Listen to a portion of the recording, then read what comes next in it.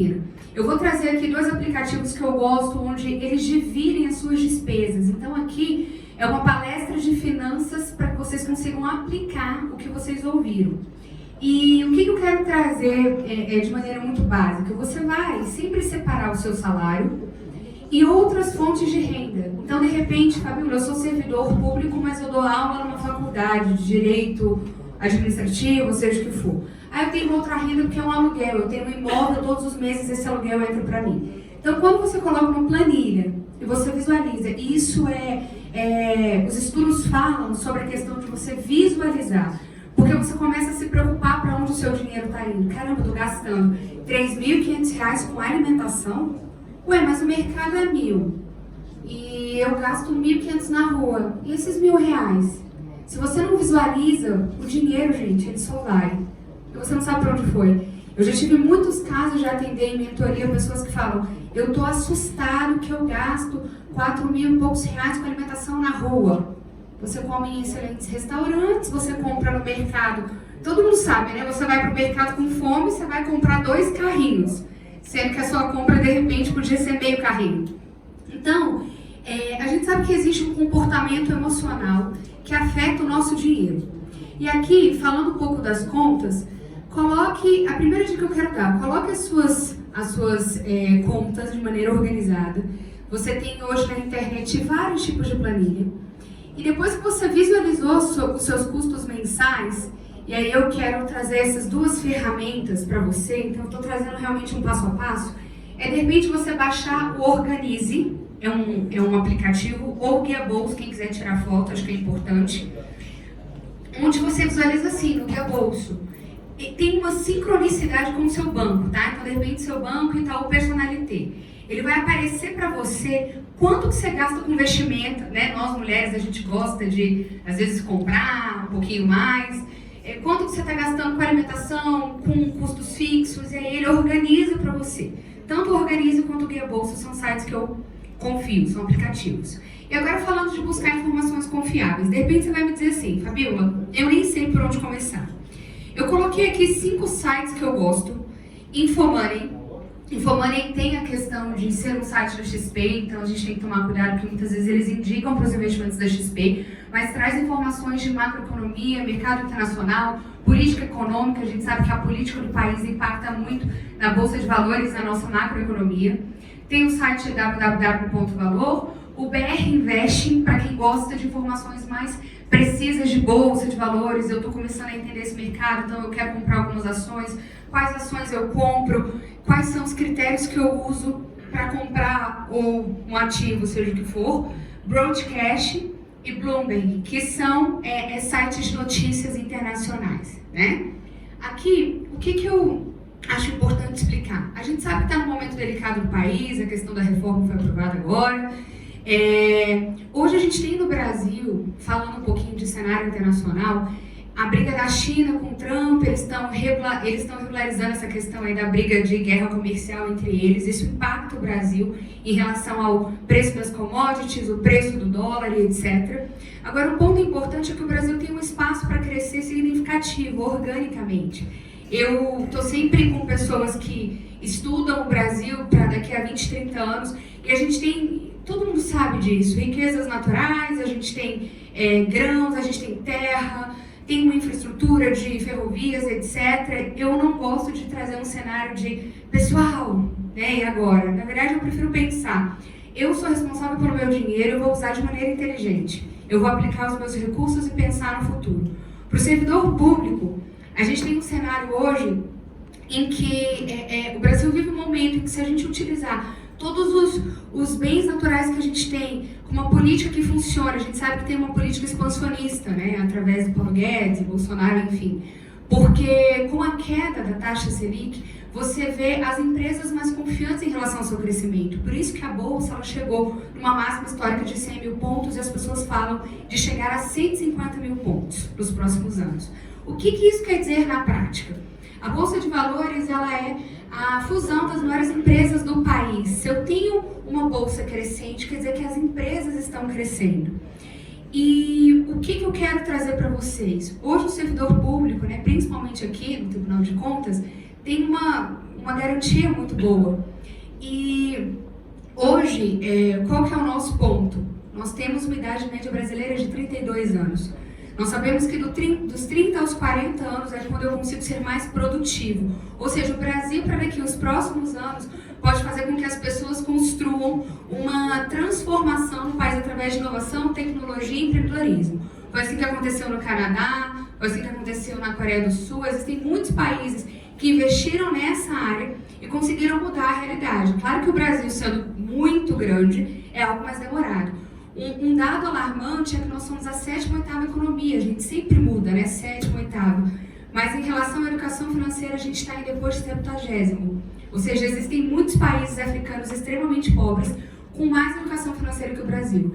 Então, hoje, existem políticos, enfim, governantes lutando para trazer para o MEC toda essa parte de conteúdo de educação financeira para as crianças. Se você consegue trazer para elas, né? E aí, eu entendo que hoje você tem muita informação financeira na internet o tempo todo, mas nem sempre tem qualidade, nem sempre é uma coisa real, e as pessoas não têm o que fazer ou não sabem o que fazer com as informações. Então, a minha dica é, primeiro, passar os sites que eu confio, que eu sei que são sites que trazem informações relevantes e sérias, e falar um pouco do que eu, Fabiola, e o que cada um de vocês pode fazer para melhorar a própria vida financeira, porque é autorresponsabilidade mesmo. Primeiro ponto é que o seu dinheiro precisa ter metas. E aí, quais são as questões que eu costumo dizer que a gente tem que ter cuidado? Primeiro, o excesso de opções. Muitas vezes a gente não sabe para onde o dinheiro vai, ou o dinheiro sobra, a gente não sabe o que fazer com ele. Então você rapidamente arruma um destino para ele. Peraí, eu vou trocar de casa, eu vou viajar, o que eu quero, o que eu preciso nesse momento. Então a primeira coisa é você estabelecer para onde vai o seu dinheiro, o que é uma prioridade. Peraí, a gente sabe muito bem que carro é um passivo, principalmente se você financia o seu carro em 4 anos. A gente sabe que financiamento imobiliário, eu sei que as pessoas ficam chateadas quando a gente diz isso, mas você paga 2, 3 vezes o seu imóvel. Então, volto a dizer, é melhor você ter os juros do mercado financeiro. Existem várias formas de você ganhar os juros, seja através de uma empresa, seja através dos títulos do governo ou do banco, como também é importante você perceber qual é o destino que você dá para o seu dinheiro. Então, o excesso de opções aqui, ele pode até gerar uma ansiedade. Então, você vai começar a arrumar uma forma de gastar o seu dinheiro, né? Ou você vai ter um padrão de vida muito alto, e quando você precisar ajustar esse padrão, você não quer diminuir o padrão, isso é natural. Então, quantas vezes eu atendi clientes meus que ganhavam 35 mil e gastavam 38, 35, não, Fabiola, mas é porque eu já tenho essas viagens internacionais, eu já tenho todas essas coisas. E volto a falar, estabelecer as metas de gastar menos do que você ganha, tentar trabalhar com 80%, precisa ser uma prioridade. Então, a falta de motivação. Às vezes você começa a ter como se fosse um desânimo. Não sei o que fazer, eu vou vivendo a vida, eu tenho tanta coisa para fazer, eu cuido de filho, eu tenho que trabalhar, né? A gente tem muitas atividades, e aí você não coloca organizar a vida financeira como uma prioridade. Então, coloque isso como uma meta. De preferência, escreva para onde vai o seu dinheiro a partir de amanhã e visualize isso. O último ponto é a questão de uma vida sem controle. Normalmente, nós somos a média das 5 pessoas que a gente mais convive, né? E o que acaba acontecendo? A gente deixa que as outras pessoas decidam por nós. Ou seja, você está pensando em fazer alguma coisa, vem o marido, não, com esse dinheiro a gente vai fazer tal coisa. Quantos já passaram por isso? As pessoas interferem no nosso gasto. Então é importante você assumir esse controle, estabelecendo quais são as métricas que você vai levar a partir de agora. Então, essa questão de definir as metas é extremamente importante. Uma coisa que eu acho interessante é você avaliar os seus gastos que não são necessários. Às vezes você paga uma conta de telefone no celular e você paga a net de novo na sua casa. Então, você tá pagando uma conta. São gastos que você paga 2 vezes. Ou pessoas que gastam no cartão de crédito porque pensam, o dinheiro, quando vier a conta, eu resolvo. Então, se você não consegue ter esse domínio próprio, porque volto a falar, a questão com o dinheiro é uma questão também emocional. Às vezes a gente gasta por compensação e não só a mulher que faz isso. Você pensa, caramba, eu tô estressado, eu tô tendo que resolver tantas coisas, eu vou comprar, eu vou gastar, eu vou viajar. Esses gastos impulsivos, sem planejamento, eles arriscam toda uma questão do que você poderia estar juntando ao longo do tempo. Estabelece uma meta factível e real. Se de repente você não consegue guardar nada, estabeleça guardar R$500, R$300. Uma coisa que eu falo muito, e eu falo isso pra vocês e serve pra mim, porque eu sempre gostei de gastar, né? E comprar, enfim. Eu iniciei guardando mensal, semanal e diário. Então eu tenho metas diárias. Então eu posso gastar, por exemplo, dentro da minha realidade, até R$50 com comida. Isso quer dizer que eu vou comer, eu não vou beber nada, se for o caso. Se eu gastei de manhã com aquele pão de queijo, café, não sei o que, R$20, exemplo. Eu vou gastar mais 30 à noite, não importa, que eu tenho que comprar mais. Eu vou ter que me virar. Então, ajustar o padrão de vida com aquilo que você entende que é o melhor para você. Eu não estou falando de você se sacrificar completamente, gente. É claro que a gente trabalha, tem dinheiro, quer ter uma vida confortável. Mas qual que é a reflexão? Peraí, dentro do que eu estabeleci para mim, será que eu realmente preciso todo dia comer fora? Ou toda semana fazer programa de R$200, R$300 com as crianças, porque a gente sabe que vai, né? Eu tenho sobrinhos, eu levo eles pra sair, eu falo, meu Deus do céu, ser consultora financeira e ser com essas crianças é uma incoerência. Tia, eu quero isso, tia, eu quero aquilo. Então, brincadeiras à parte, a gente precisa entender para onde está indo os vampiros do nosso dinheiro, né? E isso é muito pessoal, porque isso entra numa seara de valor. Às vezes para você, Fabíola, eu não abro mão de viajar em todos os feriados. Ok, mas então você vai ter que ajustar ou onde você mora, ou o lugar onde você compra as suas compras de supermercado. Tem pessoas que acham que é efetivo, eu vou, né? Hoje você consegue a terça da carne, a quarta da verdura, às vezes para você funciona, para outra pessoa não vai funcionar. Então, cada um vai encontrar aqui e estabelecer o padrão de vida, e isso vai impactar diretamente o quanto você guarda de dinheiro, ok? Bom, aqui a gente tem que separar sempre, é muito importante você ter um gasto. Eu falo servidores públicos, é importante você deixar uma reserva de 6 meses. Então, eu ganho 15 mil vezes 6, né? Esse é o valor que eu deixo para eventualidades. Para quem é seletista ou empresário, deixar uma reserva de 1 ano de custo fixo. O que quer dizer isso? Então, meu padrão de vida, vamos colocar aqui, é R$15 mil. Todos os meses eu vou guardar o suficiente até que eu tenha referente a 6 meses vezes 15.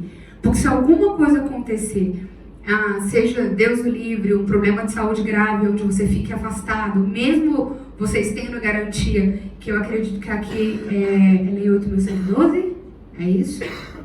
Não? 840, é isso. Eu sempre troco essas duas. Então, tem a garantia de que, né, o Estado vai subsidiar o mesmo salário. Agora, um ponto que eu estava até falando com o Paulo, né? Hoje, como a gente entende que o Brasil em 33 anos vai se tornar um país de idosos, e nós não temos a estrutura, por exemplo, da Europa, existem políticas públicas que falam em trazer para a terceira fase da vida uma qualidade de vida melhor. Mas financeiramente, hoje o Brasil, vamos refletir sobre o Brasil hoje, se ele não melhorar. Será que daqui a 33 anos a gente consegue ter estrutura para um país de idosos, onde até 1980 as mulheres tinham 6 filhos, e aí as mulheres foram para o mercado de trabalho. Isso ocasionou no fato de que hoje nós temos aí uma taxa de 1,7 por mulher, não dá 2 filhos por mulher. Então isso, pessoal, dá uma pirâmide que ela já existe, onde nós aqui pagamos a aposentadoria dos nossos pais da pirâmide. Tá conseguindo entender aqui? Só que isso vai se inverter. Os nossos filhos na base, aqui, não pagarão o padrão de vida dos idosos, nós idosos daqui a 33 anos, e tem um aspecto que as pessoas estão aumentando a expectativa de vida. Ou seja, a taxa de natalidade diminuiu muito e a expectativa de vida aumentou. Então, como que o Brasil, nas condições de hoje, claro que tem muitas riquezas e pontos positivos, vai conseguir desenvolver ao longo desses anos as políticas necessárias para que em 33 anos nós consigamos viver uma vida boa e ter o mesmo padrão que a gente tem hoje. Por quê? Em Brasília a gente sabe que são altos salários. Brasília tem a maior renda per capita do Brasil. É a ilha da fantasia. E o que acontece? Eu não estou sendo determinista, mas eu acho provável que as leis que existam hoje em relação a salários mudem, porque a máquina não vai conseguir pagar ao longo dos anos. Por isso faz necessário utilizar o recurso de maneira mais consciente mesmo, né? E aí, um outro ponto, buscar o melhor tipo de investimento baseado no seu perfil investidor. Descobrir qual a sua tolerância a risco. Eu vou trazer aqui algumas opções de corretora, onde você, no seu banco ou na sua corretora, você descobre o seu perfil investidor e você aplica o seu dinheiro baseado nisso. Então, quando você tem, por exemplo, um perfil moderado, você vai ter dentro dessa corretora ou dentro do seu banco as opções de investimento moderado, ok? Último ponto, se de repente você está ouvindo essas coisas, está falando, eu não estou ainda no estágio de investir, eu na verdade estou no estágio de ajustar as minhas contas. Então a gente volta para a planilha lá no início. E aí um ponto eu quero trazer, lazer, viagens, elas não são prioridade quando se faz necessário ter uma meta de ajuste orçamentário. Então de repente você tem uma situação aqui que você ainda precisa sair de algumas dívidas. E é isso que eu quero falar agora. A respeito de dívidas, comece pagando a dívida com maior taxa de juros. Se você tem financiamento imobiliário ou de automóvel, você tem o risco de pagar 2 vezes, como eu trouxe, ou até 3 vezes. Eu já vi financiamentos de 300 e poucos mil que no final a pessoa estava pagando naquela casa 1 milhão e lá vai. Então, hoje isso está mudando muito, mas o primeiro sonho do brasileiro era a casa própria. O segundo, empreender, né? Mas hoje, eu vou fazer uma pergunta básica aqui. Quem acha que é melhor morar de aluguel? Levanta a mão. Quem acha que é melhor ter a casa própria? Tem gente que não levantou? Vocês não têm opinião? É um ou outro. Tô brincando. Tá, legal. Tem gente que ainda tá decidindo. Depende do ponto de vista, né? Porque você imagina, um camarada igual a mim, 55 anos, que morar de aluguel ainda tá morto. Você é pra jovem que tem que morar de aluguel, porque vai aplicar tudo. É igual plantar aroeira. Pra mim não adianta mais plantar aroeira, porque eu não vou ver os frutos dela. Então, se eu for aqui agora, porque a maioria das pessoas moram de aluguel, porque vão aplicar. Eu tenho um colega aqui em cima que ele vendeu um imóvel para ir morar de aluguel porque a aplicação é melhor. Eu já não tenho mais tempo para isso. Inclusive na Caixa Econômica, eu fui lá para financiar, o cara disse, tá brincando. Deixou só 15 anos, não dá para fazer em 30. Só para expectativa de vida. Então, depende muito assim da expectativa de vida, do momento que tem, para que a gente possa fazer uma comparação. Porque, por exemplo, você pega um garotão aí de 30 anos, de 40, até 40 anos, pode chamar de garotão, porque pode ser meu filho. Você pega um garotão de 40 anos, ele pode pensar nessa situação e morar de aluguel. Por quê? Porque ele ainda tem tempo para ver os frutos desse aluguel para ele poder. Mas um indivíduo já com 55 anos, ele tem uma expectativa de vida de quanto? Aspas, 20 anos, 25 anos? Os homens estão em 75 em média. Sim, mulher acho que 77. Sim, mas vamos em questão. Eu vou pela Caixa Econômica, eu fui lá financiar um imóvel, o camarada riu na minha cara, se eu quero de 30 anos, eu estava brincando, quem vai pagar o resto? Eu falei, que resto? Começou a morrer. Você está de sacanagem comigo. Ele falou, só 15 anos. Então você veja que eu entendi o seu ponto de vista. Eu estou colocando o meu pela idade que eu tenho e pelo futuro que eu tenho em morar de aluguel. E outra coisa, né? aí já é uma brincadeira que eu vou te fazer, mas gente que vem da pobreza tem que ter um pedaço de chão, porque se não tiver, não se sente Eu ia falar isso agora. Como que é o seu nome? Márcio. Márcio, obrigada pela participação. Legal que você colocou. Na verdade, eu conheço pessoas de 55 anos que estão vendendo o imóvel para fazer a seguinte jogada. Vamos lá, pensa comigo, só números. Rapidinho, deixa eu só te passar isso. Nós não vamos vender o meu. Tá, eu estou trazendo uma possibilidade, pessoal. Eu não vou me responsabilizar pela decisão, tá? Vamos lá. O que pode acontecer? Márcio, né? Michel, não é conselheira, porque hoje não quer se identificar, mas não Michel. Aqui como Aí vai chamar Michel. Tá, eu posso falar Márcio ou eu devo falar como? Márcio? Márcio Michel, Tá. por favor. O que acontece, Márcio Michel? Quando você tem um bem quitado, esse bem vai rentabilizar em torno de 0,3, 0,37, porque o mercado imobiliário não cresce na velocidade que o mercado financeiro pode te pagar. Então, se a gente pensar numa carteira de investimento simples, por exemplo, eu coloco numa renda fixa título do Tesouro, uma NTNB 50, que é quando eu compro um título para só vender. Todo mundo sabe que é o título público, é quando eu empresto dinheiro para o governo. Então, assim, eu compro um título e falo, governo, estou comprando esse papel, depois você me paga com juros. É isso. E aí, dentro dos títulos públicos, você tem as letras, o Tesouro e muitas opções. Hoje, com a Selic a 5,5, o que acontece? Eu me lembro que eu trabalhei no Santander, vou te dar um exemplo e aí eu vou entrar na sua pergunta. E na época, gente, a Selic estava em 14%. Isso quer dizer que eu conseguia pagar em renda fixa, ou seja, o cliente não sofria nada, conservador, fundo de renda fixa, bonitinho, mais de 1% ao mês. 14, ou seja, ele tinha 12,5% ao ano de rentabilidade. Isso era surreal, isso fazia com que todos os países, os investimentos estrangeiros, olhassem para o Brasil e falassem, eles são loucos de operar com essa taxa de juros. Eu vou colocar o meu dinheiro lá. Eu vou ganhar muito mais do que o Japão, que se fala em deflação.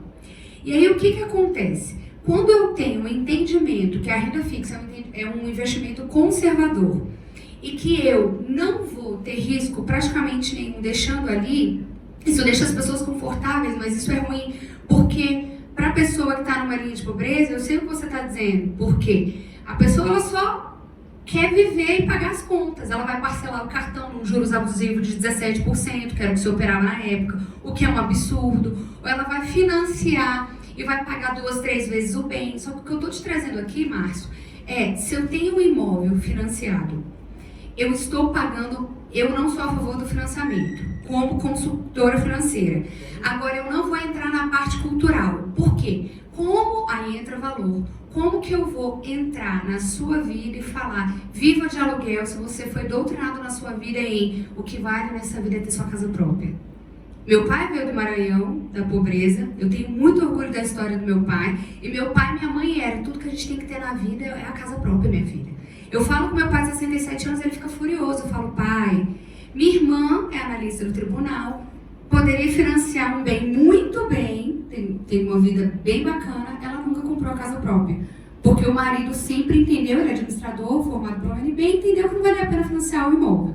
Então, hoje, as novas gerações já sabem que quando você financia, você está pagando juros. E juros de 15 anos. Então, uma opção que eu posso te dar é consórcio, onde você pega uma carta, paga uma taxa de administração. Aí eu não queria entrar muito em produtos financeiros, porque isso a gente pode até conversar em outro momento e encontrar uma solução para você. Agora, o que eu quero te dizer? Se para você a casa é minha, essa parede é minha, eu pinto de azul, laranja, rosa, eu faço o que eu quiser, e você quer isso, você vai pagar por isso. Então, são pessoas que tomam decisões baseadas na emoção, e não tem certo ou errado, entendeu? Agora, financeiramente falando, a gente vive numa realidade que viver de aluguel é melhor, porque se eu compro bem até à vista, o meu imóvel não valoriza como ele valorizaria no mercado financeiro. E aí, o mercado financeiro tem um milhão de opções, eu vou abrir agora isso. O que eu quero dizer? A maioria das vezes vai ser mais interessante você não financiar o seu bem. Agora, existem casos e casos. Caramba, eu comprei no leilão. A gente sabe que tem casa que a pessoa não conseguiu pagar o financiamento da Caixa, você tem um contato, você compra essa casa em leilão, ou esse bem, esse automóvel em leilão, com certeza vai valer a pena. Ou você compra um terreno muito barato, numa situação de herança, já vi também. A família está desesperada, você paga preço de banana e constrói sua casa. Vai valer mais a pena, por exemplo, que morar de aluguel. Então, vocês entendem que isso é pessoal, né? E o último ponto é escolher a questão das prioridades. Então, assim, isso já ficou bem claro. A maneira que eu ajusto as minhas contas é da forma que a minha família se comporta no orçamento pessoal da família. E aí, eu quero só trazer 3 livros, se vocês quiserem tirar foto também. Napoleão Hill é uma referência absurda, né? Tudo que ele escreve, ou quem pensa enriquece é brilhante, mais esperto que o diabo, e Os Segredos da Mente Milionária. Ele até esteve no Brasil ano passado, dando curso. Outro livro que eu gosto para casais é Casais Inteligentes Enriquecem Juntos, do Gustavo Cerbasi, para mim ele é uma grande referência. Você tem um livro mais divertido do Thiago Nigro, que é do 0 a 1 milhão, que ele hoje é bastante conhecido, tem muitos seguidores. Você tem o Axiomas de Zurique, que é quando você vê o Warren Buffett falando muito sobre diversificar os seus investimentos. Então é mais ou menos assim, aqui eu vou estar alavancado num fundo de ações tipo um Alaska Black, onde o gestor é o Henrique Breda. Alaska Black foi escolhido ano passado como o melhor fundo de ações do país. Então eu vou alavancar, de repente vai dar mais 15, menos 12, mais 7, e eu vou ter todo mês uma oscilação no investimento. Mas aí 70% da minha carteira de investimento está numa renda fixa, então nesse mix eu tenho aí uma carteira que a gente chama de moderado, tá? O que o Warren Buffett fala? Se você não pode controlar suas emoções, você não pode controlar o seu dinheiro, que é um pouco do que a gente está falando agora. Estabelecer as metas do dinheiro, estabelecer como que eu lido com eles, ou seja, eu não vou gastar dinheiro se eu estiver chateada. Existem pessoas que não podem usar cartão de crédito, isso não... gente, é uma questão dela, ok? Se ela entendeu, eu não consigo usar cartão de crédito, eu gasto demais, eu não tenho esse controle ainda, eu não tenho esse domínio, deixa o cartão de crédito em casa, não tem nada de errado com você, que bom que você enxergou e não vai ficar todo mês parcelando de novo o cartão de crédito. Então não é quanto você ganha, a gente sabe disso, é quanto você gasta. Bom, falando aqui de metas financeiras, eu trouxe um cenáriozinho de como você pode estabelecer metas para 2020. A gente está falando muito disso já é final de abril, de outubro, daqui a pouco vira 2020. E o que eu quis colocar? Construir uma reserva de pelo menos 20 mil reais, então de repente você vai falar, caramba, difícil já guardar 70, 80 mil. Estabeleça guardar 3 mil por mês, daqui a pouco você chega nos 20. Será que eu consigo outubro, novembro e dezembro, juntando meu 13º, que acho que é dezembro? Vocês ganham? 13º ou já foi? Eu não sei. Maria? Tá. Mas para quem vai receber 13º e, sei lá, benefícios aí, tentar guardar alguma coisa para 2020. Você já entra com o pé direito, né? Caramba. Licença prêmio, pronto. Eu vou entrar no ano já guardando, já com 10 mil positivo. Economizar os 20% por mês, que eu já falei. Ler livros sobre finanças, aqui eu coloquei ler 10 livros. Então você pode estabelecer ler um livro por mês. Ou entrar com uma certa frequência, caramba, a cada 2, 3 dias eu vou entrar nesses sites que a Fabiola falou. E vou tentar me inteirar um pouco desse mercado. Primeira vez você não entende nada, segunda vez você sabe um pouquinho mais. E daqui a pouco você já está conversando com as pessoas sobre isso. Formar uma carteira de investimentos, eu acabei de colocar, ou seja, entender seu perfil e formar carteira, ter uma 7ª fonte de renda. Isso é importante porque às vezes você ganha todo mês aquele salário, é um bom salário, mas o seu salário já está comprometido com seus custos fixos. Então pensar em como que eu posso, ou eu vou vender um produto na internet, eu vou empreender de alguma forma, eu vou dar aula numa universidade, ou eu vou participar aí de vender cursos online, enfim. Aí você tem um universo infinito de coisas para pensar em ganhar uma 7ª fonte de renda. Acompanhar suas finanças, eu acho que isso é importante. Oi? Desviar recurso público. Isso não. Ele falou desviar recurso público. Isso é porque 7. A 7ª, porque faltou a bolinha, a 7ª fonte. E aí, acompanhar as finanças, ou seja, se você entendi sua pergunta. É porque eles falam muito que você tem renda através de salário, pensão, aluguel, aí você tem várias fontes, aí 7ª fonte é tipo uma expressão do mercado. Tipo, busque uma 7ª fonte, entendeu? E aí, existe uma teoria que é tipo assim, todo mundo tem um talento, como que eu posso monetizar o meu talento? Eu vou escrever um livro, eu vou me reunir com as pessoas e fazer network, pensar em alguma coisa. Acompanhar as finanças, isso é importante. Então assim, eu falei muito da planilha, do aplicativo, tem gente que gosta de anotar no caderninho. O que importa é você anotar e visualizar. Aprender uma nova habilidade, que isso entra aí, na verdade, como uma meta de crescimento pessoal, né? Então assim, eu vou aprender uma outra língua, eu vou falar francês, inglês, ou eu vou fazer um trabalho social. Então eu quis colocar metas para o ano que vem. E não fazer dívidas. Isso é importante porque até mesmo antes de organizar onde vai o meu dinheiro, não faça dívidas novas. Isso é muito importante, porque eu já vi pessoas assim, não, Fabiola, então agora eu vou organizar as minhas contas, eu enxuguei, até a luz eu enxuguei, eu tô psicopata, eu apago as luzes, eu desligo as coisas, e eu já falei com a família, ela vai e compra em 12 vezes uma geladeira. Eu falo, gente, mas aí você tá enxugando daqui e tá mexendo de lá. E essa questão do comportamento financeiro ele é tão real de não fazer dívidas. Eu vou contar muito rápido, porque eu acho que é sempre importante a gente ouvir histórias das pessoas e aprender com isso. Eu tive um caso de uma pessoa uma vez, ela tinha um ótimo salário, servidora pública também, e ela financiou o imóvel dela em 30 anos, e eu fiquei bastante impactada quando ela contou a história, porque eu puxei, ela tinha mais de 100 mil em dívidas. E ali na época a gente pegou a dívida do BRB, eu troquei por uma dívida no Cicobi, e a ideia é sempre arrumar a solução financeira para qualquer tipo de cliente.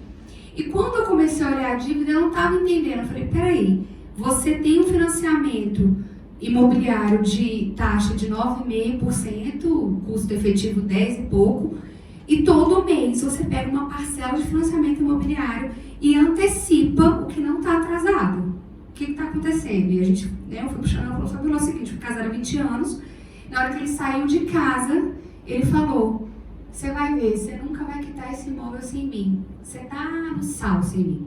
E foi embora. E aquilo acendeu um gatilho nessa minha cliente, que ela de alguma maneira ficou desestabilizada. Ela começou a pegar começou a pegar taxa de juros de 3,5% ao mês para quitar um imóvel que não estava atrasado. Entenderam? Ela estava pegando janeiro do ano que vem e quitando. Fevereiro do ano que vem. Eu falei, como é que você... Enquanto o meu trabalho é pegar uma dívida alta e diminuir para uma menor, você está pegando a dívida menor e aumentando para uma mais alta. Então, às vezes você tem uma relação com o dinheiro que você não sabe de repente por que você não consegue guardar. E de repente você escutou na infância, dinheiro é para viver, dinheiro é para gastar mesmo. Você escutou isso foi impresso em você. Então, muitas vezes, eu quero deixar essa reflexão de, peraí, como que eu lido com o dinheiro? Gente, não é só colocar planilha. Você precisa se avaliar e pensar qual é a minha relação com o dinheiro. Eu acho que o dinheiro é sujo. Então, eu conheço histórias de pessoas também que ganharam dinheiro de herança, torraram o dinheiro inteiro. Por quê? Porque ela tinha uma relação com o dinheiro que ela descontrolava em qualquer área emocional da vida dela, ela gastava dinheiro. Então, esse é um ponto importante quando eu falo de não fazer dívidas.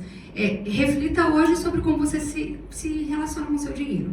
Bom, e o que é o mercado financeiro? A gente está falando dele desde o início, mas aqui uma explicação, né? Um ambiente que envolve as operações de investimentos financeiros através de operação de compra e venda de ativos, como empreender, que é prestar serviço, vender os produtos ou comprar os produtos. Então, o que eu tenho basicamente no mercado? Eu dou o meu dinheiro e uma instituição financeira ou uma empresa, por exemplo, uma debenture. O que é uma debenture? É um papel onde, vamos colocar aqui o Park Shopping, ele quer vender, ele na verdade ele precisa captar dinheiro do mercado, mas ele não quer sócios. Então ele não vai dizer assim, Márcio, vem ser meu sócio, porque você teria que comprar ações no Park Shopping. Me empresta seu dinheiro que eu vou te pagar juros. Eu lanço debêntures e essas debêntures podem ser colocadas através de fundos de renda fixa ou podem ser vendidas individualmente. E o que eu quero trazer para vocês? Dentro do mercado, você tem diversos ativos. Eu vou falar da maioria deles aqui já já. Mas o que você tem que pensar? Em qualquer ativo que eu comprar, eu estou financiando uma operação dentro do mercado para que eu receba juros disso. Onde que eu posso aplicar? É o seguinte, eu sei que eu trabalhei 9 anos em bancos e eu não quero fazer uma campanha contra banco, mas o meu ponto eu quero ver o cliente feliz. Então, normalmente, para ele estar feliz, ele tem que sair do banco. Até bons bancos que pagam boas rentabilidades, que tem um portfólio amplo. A gente sabe que o próprio Citibank que eu trabalhei era um banco bom para investir. Mas hoje você tem várias vantagens quando você vai para corretoras. Eu não estou fazendo propaganda de nenhuma. Eu coloquei aqui Rico. Eu gosto muito da Rico porque eu acho que você tem um portfólio amplo. Você abre, todas elas você abre a conta gratuitamente, mas cada uma delas tem uma característica. Então eu coloquei aqui Rico, Modal Mais, XP Investimentos, que é bastante famosa. Até engraçado que eu brinco que o Itaú é o dono do Brasil, né? Então o Itaú é 49% dono da XP, a XP é dona da Rico, que é dona da Clear, que são as principais corretoras do país. Mas o que eu quero dizer para você aqui? Baseado no seu perfil, exemplo, Fabíola, eu quero comprar ações. Esqueça XP, é caro comprar ações na XP. Porque cada ação que você compra, eles mudam o tempo todo. Agora está em torno de R$14. Não dá. A rentabilidade que você teria na ação, você vai perder. Então, assim, o que é interessante? O Modal Mais, por exemplo, te dá o benefício de comprar até 20 ações gratuitamente. Fabiola, quais são os critérios que eu uso para comprar ações? A gente vai falar disso já já. Mas um ponto importante quando você escolhe uma corretora é avaliar o seguinte: eu gosto da interface dela, ou seja, a parte visual é boa, a TI dela é boa, ou seja, se eu fizer uma ordem de compra, estou comprando uma ação e der um peteco, se a parte de TI da sua corretora não funciona bem, você faz day trade, você pode perder muito dinheiro com operação. Então é importante você encontrar primeiro o que você quer no momento de investir. Eu quero só um lugar onde eu possa diversificar os meus investimentos, etc. Rico para mim é uma boa opção. Fora ela tem outras mais, mas essas são algumas que eu quis trazer. Bom, o Warren Buffett fala também, eu sou fã dele, ele é um dos maiores bilionários do mundo, né? É um cara que tem N negócios aí pelo mundo todo, é um americano diferenciadíssimo. Ele fala, o risco vem de você não saber o que você está fazendo. Então, assim, quando você planeja muito bem onde investir, aí você tem que responder algumas perguntas. Qual é o objetivo do meu investimento? Eu quero aposentadoria, eu quero sacar em 2 anos. Então, qual que é o período, qual é o prazo? É longo prazo, é curto prazo? Eu quero falar, pessoal, que quando você investe, você já está em 5% da população brasileira. Mais de 60% da população hoje é endividada. Pode não ser a realidade de muitos servidores públicos que têm altos salários, mas é a maioria da realidade do Brasil. Por quê? Ou você tem uma dívida de curto prazo, cartão de crédito, cheque especial, ou você tem dívida de médio prazo, que a gente vai falar de financiamento de automóvel, ou a pessoa financia, enfim, médio prazo a gente pode pensar também em automóvel, longo prazo, imóvel. Quando você tem essas dívidas e você tem uma realidade de não ter educação financeira no Brasil, isso só cresce. Agora, qual é a questão positiva aqui? Com a queda da Selic, há uma tendência. A gente tem 5,5% hoje de taxa Selic. E ela deve cair a 4%. O que é muito bom, porque é uma política expansionista, onde cai a taxa de juros, as pessoas começam a se sentir mais empolgadas para financiar, começa a circular dinheiro na economia. Então você tem um aumento da inflação e um sentimento de que o dinheiro está circulando. Por isso que eles vão diminuindo a taxa. Todas as vezes que você tem uma tendência de taxa alta, é porque eles precisam diminuir a circulação de dinheiro. E qual que é a questão? O dinheiro ele só troca de mão, né? Então, se eu consigo gerenciar o meu dinheiro bem e saber o que eu estou fazendo, eu vou tomar decisões acertadas. E é isso que a gente vai falar aqui. Primeiro, conhecendo o seu perfil. Conservador, moderado, arrojado. E ainda tem o último, que é o agressivo. Então, eu brinco que vai da velhinha medrosa. Não, eu só quero poupança. Não, eu quero ouvir, né? Eu tive muitos desses clientes ao longo da minha trajetória. Eu falava, me ouve, por favor, confia em mim, você está perdendo poder de compra. Seu dinheiro está só diminuindo o valor real dele a cada ano na poupança. Mas ainda existem muitas pessoas com pouca informação e que ainda colocam na poupança. O moderado, arrojado, agressivo. Ou os 3 que são os principais aqui. Conservador, moderado, arrojado. Onde que eu descubro? Nas corretoras ou nos bancos. Você faz o teste, é tudo gratuito, abre a conta, é gratuito. Faço o teste, é gratuito, descubro quem eu sou. Descobrindo o meu perfil, eu vou investir baseado nisso, sem sofrer, né? Que aí tem gente que já cansei de ver, não, eu quero colocar no Hipólitas, é um fundo que esse ano teve uma oscilação enorme. Eu falei, você não tem esse perfil, você é conservadora. Ela insistiu, quando fez -7, ela infartou, ficou triste, perdeu R$1.000. Então, assim, a gente sempre vai informar. Siga o seu perfil, porque é mais fácil de você não ficar chateado com o mercado financeiro.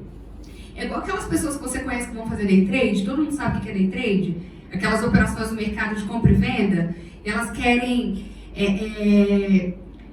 ganhar dinheiro fácil, né? Dependendo. Ela entra em criptomoeda e tal, e aí ela ganha 20 mil num dia, perde 35, no outro dia tenta recuperar, perde mais 20. É o tal do agressivo, é o suicida que a gente brinca quem é do mercado. Se você quer ser um day trader, legal. Eu acho que pode ser inclusive uma profissão, mas você tem que entender se você tem as habilidades emocionais, é uma frieza mesmo, de olhar o gráfico e operar nesse mercado de maneira muito estratégica. Então hoje tem muitos cursos, nem todos são sérios, mas existem muitos cursos que ensinam a pessoa que é agressiva, que quer ganhar dinheiro mesmo, a operar no mercado financeiro, e aí ela vai ter que ter a paciência de estudar o mercado, não só se arriscar sem preparo. Bom, aqui a escada do risco é o seguinte: quanto mais você sabe um pouquinho de cada um, mais você sabe do mercado financeiro. Então, se você é aquela pessoa que fala, sei tudo isso, já sei até sobre criptomoedas, parabéns, você é um cara que sabe muito de mercado financeiro. Mas a maioria das pessoas vai ficar aqui até em fundo multimercado, porque ali, quando entra ações, já parece um mundo muito nebuloso. O que eu quero falar para vocês? Tesouro Selic, prefixado IPCA, é o que a gente já sabe, é título do governo. CDB, certificado de depósito bancário, é a operação que os bancos fazem entre si. Então, todos os dias, Santander, você está negativo, pega dinheiro com o Itaú, e aí essa troca entre eles, provavelmente, quem aqui já comprou CDB de banco? Levanta a mão, gente, interage comigo. Brincadeira, vamos lá. Muita gente que não entende nada do mercado, é normal, a pessoa chega, porque é natural isso, ela fala para o gerente, eu quero aplicar meu dinheiro. Aí o gerente responde, tá bom, tem o CDB, e ele te paga uma taxa do DI.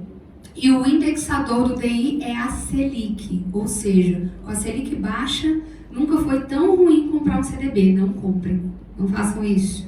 LCI, letra de crédito imobiliário, letra de crédito agrícola, ou seja, são letras que vão trazer a financiar essas operações do país. O que é interessante? Você tem o subsídio, que é a questão de não pagar imposto. É bem interessante, LCI, LCA e CRICRA. O que eu quero falar sobre esses investimentos, basicamente? CRICRA, CDB, LCI e LCA. Você tem o Fundo Garantidor de Crédito. Então, às vezes o cliente ele tem um pouco mais de medo para aplicar, e aí ele fala assim, peraí, e se esse banco quebrar? Por exemplo, o banco original, ele estava há alguns meses atrás pagando 104% do DI, o que é muito interessante. Vocês estão lembrando, o DI é a taxa que acompanha a Selic. Só que o que acontece? Se eu tiver medo do banco, eu tenho uma garantia que vai além do banco. Então, mesmo que o banco original quebre, o Fundo Garantidor de Crédito vai me garantir. Ou seja, quebrou o banco. Não, mas aí eu tenho até R$250 mil por instituição financeira. E por CPF até R$1 milhão. Então, aquelas pessoas que ficam desconfiadas dos bancos ou das instituições que elas estão comprando, a garantia para esses 5 tipos de investimento é o Fundo Garantidor de Crédito. É bastante interessante. Debênture, eu já falei o que é fundo de renda fixa, quando você tem todos esses papéis, Tesouro Selic, CDB, dentro de uma renda fixa, normalmente é um investimento conservador.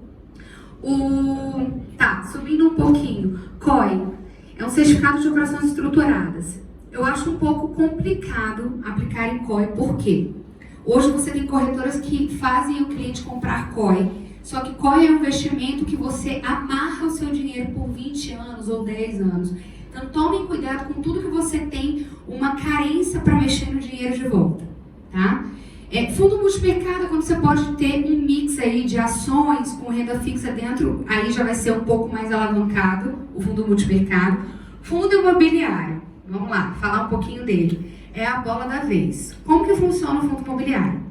Iguatemi quer construir, vamos supor, em Brasília, o Iguatemi, ele vai ter, como você fala de obras de infraestrutura e que trazem para o Brasil uma melhora, ou seja, hospitais, shoppings, que trazem bem-estar para as pessoas, você tem o benefício de receber dividendos da valorização dessas cotas. Então, imagina o seguinte, para comprar um imóvel, você tem que gastar, vamos colocar, 300 mil. Para comprar uma cota de um fundo imobiliário, às vezes você gasta 5 mil. E qual que é a vantagem? Dentro do fundo imobiliário, além da rentabilidade mensal que é paga em dividendos, você tem a valorização do seu bem ao longo dos anos. Então, isso quer dizer que eu comprei agora uma cota do Iguatemi e daqui a 10 anos isso valorizou bastante. Então, eu tenho os dividendos da operação e a valorização da cota. É a menina dos olhos hoje no mercado financeiro. Está todo mundo falando que comprar fundo imobiliário é uma grande sacada. Ações, basicamente, é eu me tornar parcialmente acionista de uma empresa. Hoje a gente tem aí, em média, 350 a 400 ações dentro da Bolsa Brasileira. Vou falar de uma estratégia que eu acredito muito, que a gente chama no mercado financeiro de buy and hold. O que isso quer dizer?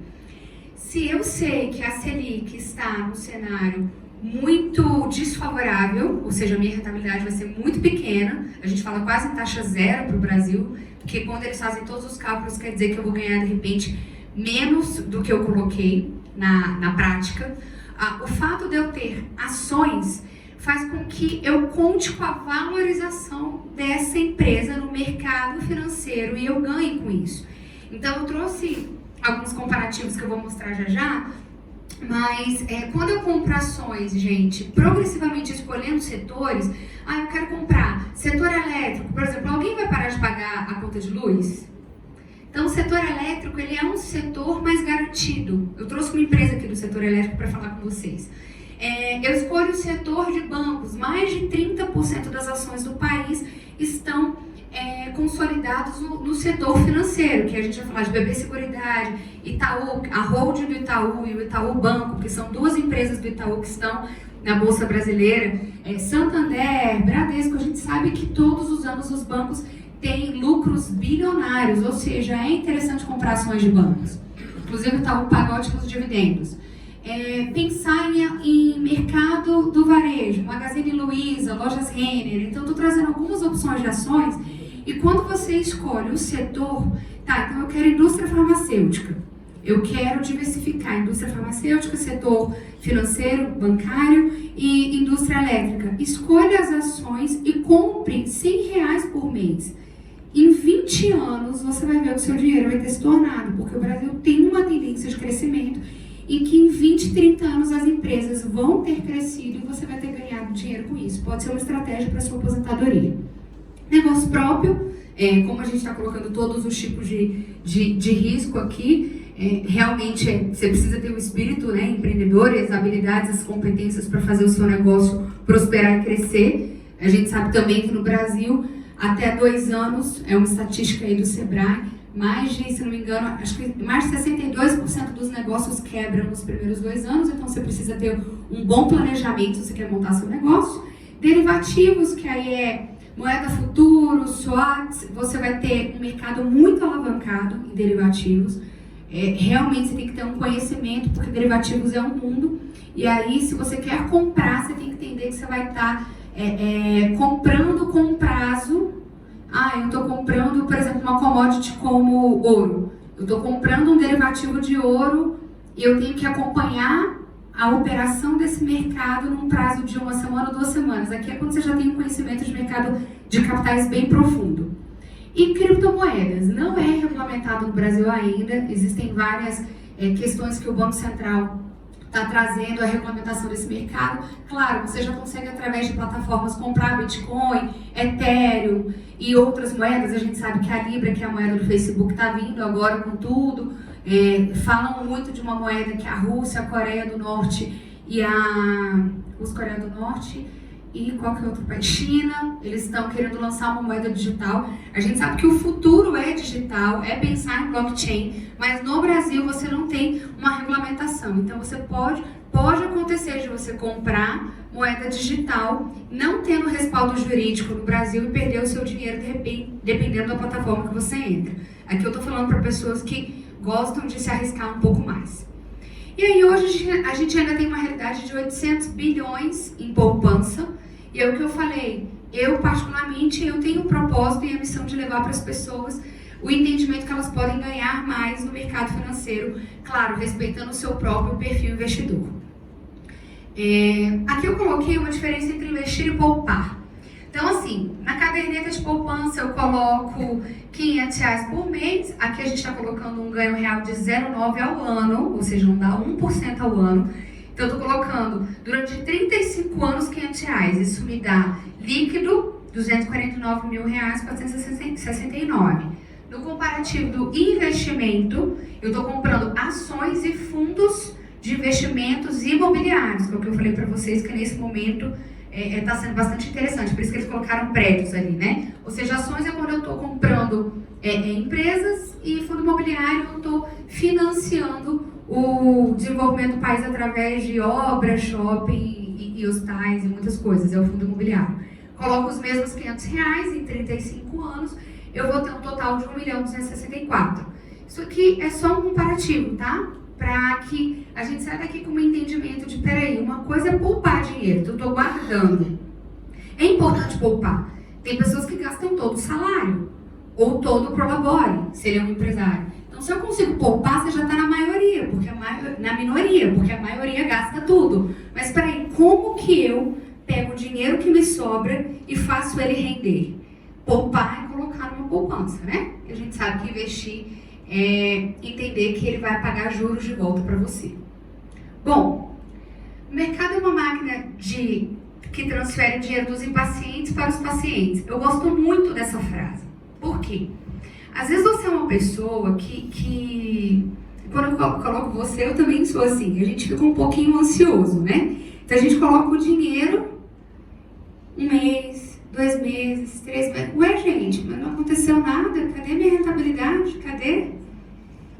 Tem que ter paciência. Se você ficar... Vamos falar da tributação básica do país. Deixa eu só olhar. Não, acho que eu estou no tempo. Já eu encerro. O que eu quero dizer para vocês com isso? Vamos lá. Você pode estudar o mercado financeiro, entrar no site que eu indiquei, usar planilha, guardar dinheiro, investir bem seu dinheiro, mas não esperar o tempo do dinheiro rentabilizar. Por quê? Pela tabela do Banco Central, quando você fala em tributação de renda fixa, isso entra CDB, isso entra vários tipos de investimento, ela começa com 22,5. Essa é a tabela oficial. Eu queria ter um flip chart, mas acho que dá para visualizar. Da seguinte maneira, se eu coloco o meu dinheiro hoje, de 0 a 180 dias, que eu deixo o dinheiro aplicado, eu vou pagar uma tributação de 22,5 sobre o que rentabilizou. Ou seja, vamos supor que eu coloquei 10 mil, rentabilizou, sei lá, R$500. Se eu saio em 6 meses, eu pago 22,5. Só que se eu espero de 6 meses a 1 ano, o meu dinheiro naquele investimento, vamos supor que seja um fundo de renda fixa, eu vou ter uma alíquota de 20%, então ela vai decrescendo. Quanto mais eu deixo meu investimento naquele tipo de investimento, eu deixo meu ativo investido naquela classe de investimentos, menos tributação eu pago. A partir de 1 ano a 2 anos cai para 17,5, então sempre vai cair 2,5. E depois de 2 anos eu pago 15%, então a lógica é 22,5, 20, 17,5, 15. Isso para renda fixa. Então, se você coloca o seu investimento e você muito rápido quer tirar, você corre o risco de você pagar uma tributação muito alta e quando você pensa que está indo para um investimento melhor, você está perdendo dinheiro. Outro ponto, você tem, por exemplo, a previdência, que por mais que seja polêmico, a previdência particular, né, privada, ela é interessante porque você tem alguns benefícios. Primeiro, é inalienável, incomunicável e transferível. Então, isso não comunica entre os bancos, o Sisbacen.